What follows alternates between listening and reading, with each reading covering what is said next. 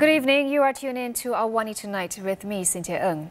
Malaysia will bring up the issue of job scams as one of the 10 main agendas to be given emphasis during the ASEAN Summit 2025. Home Minister Datuk Seri Saifuddin Nasution Ismail says that as the chair of the summit next year, Malaysia decided to address the issue as it has become a global crisis. Kitalah yang mencadangkan supaya tajuk jenayah penipuan pekerjaan ini dimasukkan dalam satu daripada 10 agenda keutamaan ya, yang kita akan bawa bila kita memfungsikan ASEAN tahun depan. Jadi alhamdulillah UNODC, United Nations on the Drug and Crime ini pun telah pun menerima bahawa kalau sebelum ini jenayah jenis ini dikategorikan sebagai mangsa tipu. Tapi sekarang UNODC, United Nations iktiraf ini sebagai jenayah pemerdagangan orang. Itu antara yang kita lihat bukan saja kita tapi negara serantau dan juga global. Terima kasih. According to Saifuddin, as of September 2021 until now, police have received 362 reports related to job scams involving 470 victims. Out of the total victims, 331 have been rescued, and the remaining 139 are categorized as still stranded in the countries involved. Saifuddin assured that various comprehensive measures had been taken by the government to address the problem. Other than engaging with countries where victims were often located, namely Cambodia, Thailand, Myanmar and Laos, the government is also working with Malaysia Airports Holdings Berhad, or MAHB, to set up counters and digital electronic displays at exit points, reminding Malaysians of the risks of job syndicate to increase public awareness. Separately, Datuk Seri Saifuddin Nasution says he is not aware of the alleged addendum order in the royal pardon to allow Datuk Seri Najib Tun Razak to serve his prison sentence under house arrest. The Home Minister says that he was only made aware of the issue through media reports, but was informed that Najib's lawyers had sent him a letter regarding the judicial review application. Bukan. Dia seperti mana yang dia sebut dalam mahkamah. Apa yang disebut dalam mahkamah, ya, itulah yang kandungan surat dia yang saya terima. Saya tak ada maklumat tentang dokumen tambahan. Dia kata dia ada. Sebab itu saya kata, saya akan teliti setakat mana yang ada pengetahuan pada kita. Okey. Ya. Tidak. Sebab saya bukan hanya anggota pardon board. Saya pun tak tahu.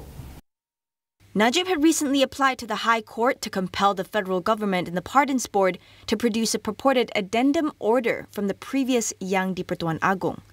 He claimed that the order granted to him on January 29th will allow him to serve his prison sentence under house arrest, but it was omitted when his partial pardon was announced on February 2nd. Prime Minister Datuk Seri Anwar Ibrahim says that his meeting with Indonesian President-elect and Defence Minister Prabowo Subianto today discussed the next direction to be taken to strengthen Malaysia-Indonesia ties.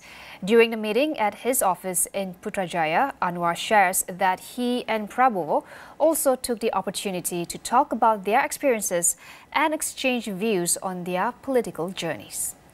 While congratulating and wishing good luck to Prabowo, who is set to be inaugurated as the 8th President of Indonesia, Anwar also expressed hope that the friendship between the two neighbouring countries would continue to be strong and strengthened for mutual benefit. Anwar said the meeting was part of Prabowo's itinerary during his special one-day visit to Malaysia. Prabowo, who was announced as the official winner of the Indonesian presidential election for the 2024 to 2029 term on March 20th, arrived in the country yesterday. During the short visit, Prabowo also attended a close meeting with Defence Minister Datuk Seri Muhammad Khalid Nordin. The by-election for the vacant Kuala Kubu Baru seat in Selangor's State Legislative Assembly will take place on May 11th, 2024. The nomination day will be held on April 27th and early voting will be on May 7th.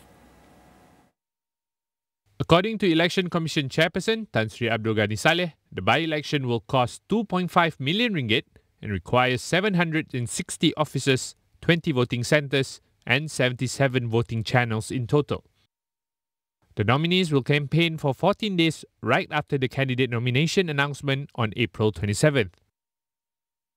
The Kuala Kubu Baru seat fell vacant following the death of its assemblyperson Lee Ki-hyong from DAP on March 21st after battling cancer for several years. Lee held the seat for 3 terms from 2013. Islamic theologian and philosopher Dr. Afifi Al-Akiti emphasizes the importance for Muslims living in multicultural societies to exercise responsibility in their interactions. Drawing from his experiences at Oxford University, Dr. Afifi highlights the prevalence of effective polarization in contemporary global politics. And one of the things I learned from a political scientist there, and it's mentioned that we live in an age where there is affective polarization. Now, this is affective as in AFFCECTIV, right?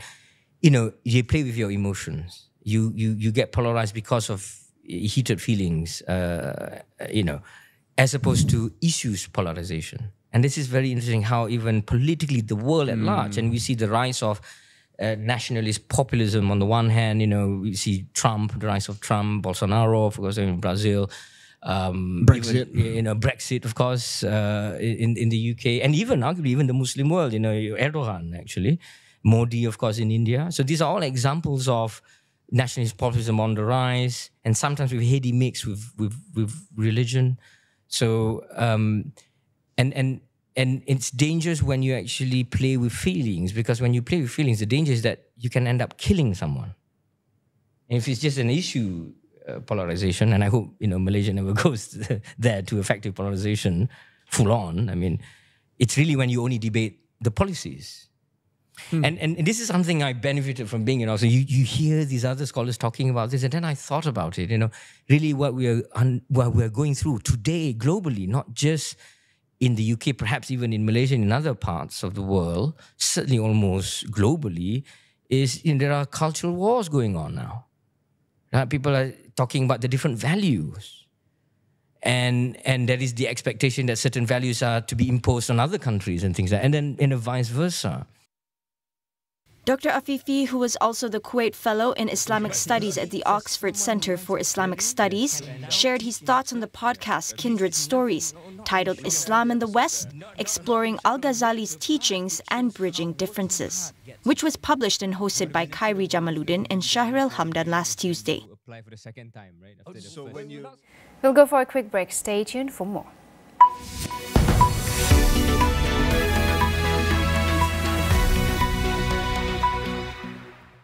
Di dalam setiap berita yang dibawa, konteks amat penting. Kami sentiasa membawakan yang tergempar dan terkini. Pastikan Astro AWANI menjadi pilihan anda, tidak kira di mana sahaja anda berada.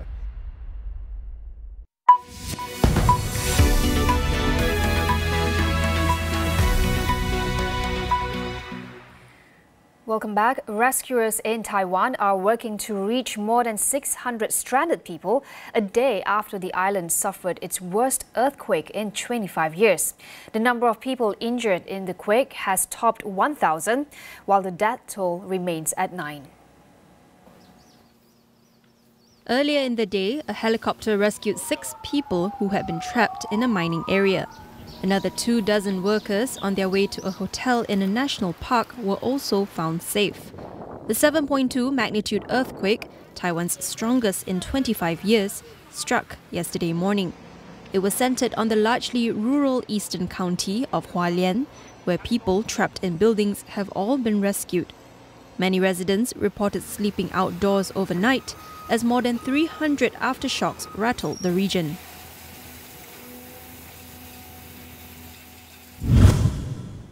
Israel's explanation for the deaths of 7 aid workers due to airstrikes in Gaza was not good enough, says Australian Prime Minister Anthony Albanese. Israel claimed that it had mistakenly killed workers of charity World Central Kitchen. The dead include an Australian woman, 3 British citizens, 1 Polish, a dual citizen from US and Canada, and a Palestinian. We need to have accountability for how it's occurred. And what isn't good enough is the statements that have been made, including that this is just a product of war. This is against humanitarian law. International humanitarian law makes it very clear that aid workers should be able to provide that aid and that assistance free of the threat of losing their life. Chef Jose Andres, the founder of World Central Kitchen, said the Israeli attacks had targeted his workers systematically, car by car, and that the workers had clear communication with the military, which knew their movements. The 8 workers were killed when their convoy was hit shortly after they oversaw the unloading of 100 tons of food brought to Gaza by sea. The Israeli military has since promised an independent investigation, while the United Nations has suspended aid movements at night in Gaza for at least 48 hours to evaluate security issues following the incident. Meanwhile, British Prime Minister Rishi Sunak is facing growing political pressure to stop selling weapons to Israel after 7 aid workers, including 3 British nationals, were killed in an Israeli airstrike on Gaza. 3 opposition parties and some members of the ruling Conservative Party said that the exports must stop because the UK risks breaking international law over a plausible risk of genocide in Gaza. 3 former Supreme Court judges have also joined more than 600 legal experts in calling on the UK government to end arms sales to Israel. Rishi Sunak is already facing growing cross-party pressure after 7 aid workers from the World Central Kitchen were killed in an Israeli airstrike. Britain's arms sales to Israel are smaller than those of other countries, including Germany and Italy, and Israel's biggest weapon supplier, the United States. But a UK ban would increase diplomatic and political pressure on Israel at a time when its conduct in the Gaza conflict is coming under renewed international scrutiny. Israel War Cabinet member Benny Gantz has called for snap elections as Prime Minister Benjamin Netanyahu's government faces pressure at home and abroad over the war in Gaza. Gantz called for elections to be held in September or even on the anniversary of the war on October 7th. Thousands of Israelis have taken to the streets in recent days demanding fresh elections. Many have criticized Netanyahu over his government's handling of the 134 Israelis still held captive in Gaza, 6 months in the war. Netanyahu, Israel's longest-serving prime minister, has repeatedly ruled out early elections. Polls suggest that Gantz, a former army general, who joined Netanyahu's government in the early days of the war, would come on top in any election, and he would be the favorite to take over as prime minister. Surveys have also indicated that most Israelis disapprove of Netanyahu's leadership since Hamas's attack on October 7th. That wraps up AWANI Tonight. I'm Cynthia Ng. Thank you for watching and good night.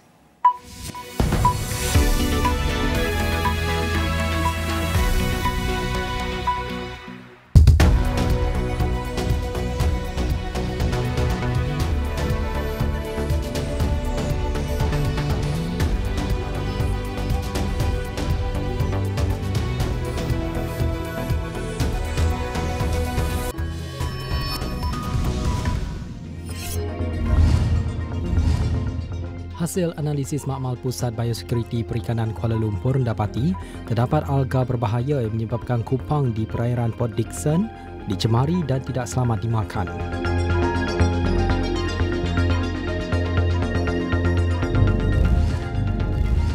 Sebanyak 4 kilang di Johor diarah menghentikan operasi sementara selepas dikesan tidak memenuhi kriteria Akta Kualiti Alam Sekitar 1974.